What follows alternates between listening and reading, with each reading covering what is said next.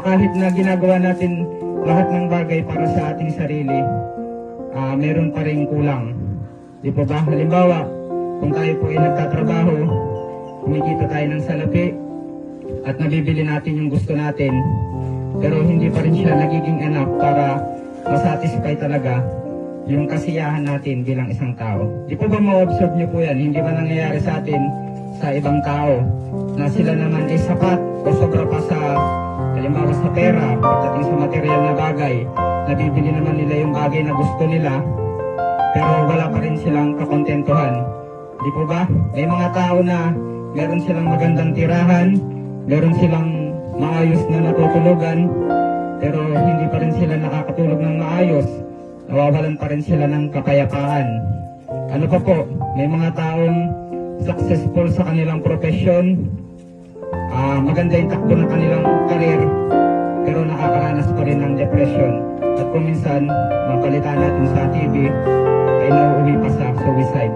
Di po ba? So kung titignan po natin maigi, ano ba yung kulang sa tao? Bakit kahit makukuha nila yung material na bagay na gusto nila, hindi talaga nasasatisfy kung ano yung pangangailangan natin para tayo ay maging masaya? Sabi ng Biblia, yung binasa po natin, yung puso ng tao, naghahanap po siya ng katha dito sa sanlibutan. Pero merong kulang. Alam niyo po kung ano yun? Yung isang bagay na mahalaga sa katauhan natin, hindi po tayo nilikha ng Panginoon para sa material lang po na bagay. Nilikha tayo bilang isang tao, meron po tayong kaluluwa. At ang kaluluwa po, hindi po yan kayang isatisfy ng mga material na bagay dito po sa lupa.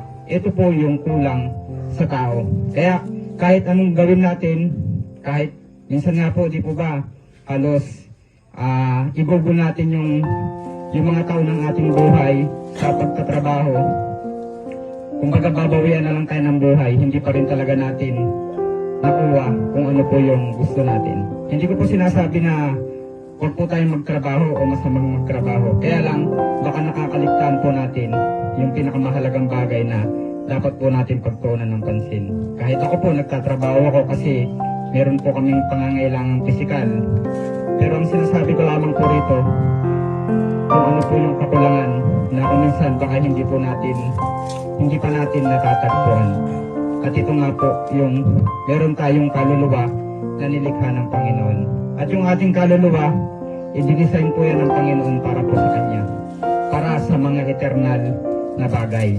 So, ang Panginoon, siya po yung source ng lahat.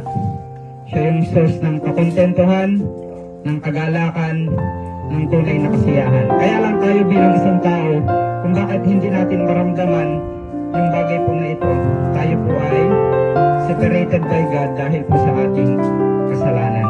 Naniniwala po ba kayo ron? Tayo po bilang isang tao, na-separate po tayo sa Panginoon dahil po sa kasalanan po na meron tayo.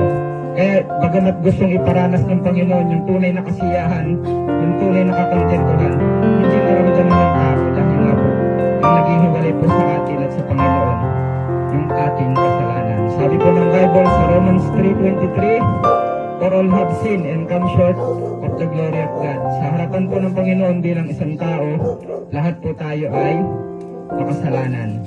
Maging kasi chapter 4 verse 14, "Sapagkat ano po ang ating buhay? Ito po ay gaya ng isang singaw. Sa panandaliang panahon ay lumilitaw at pagdaka po ay napapawi."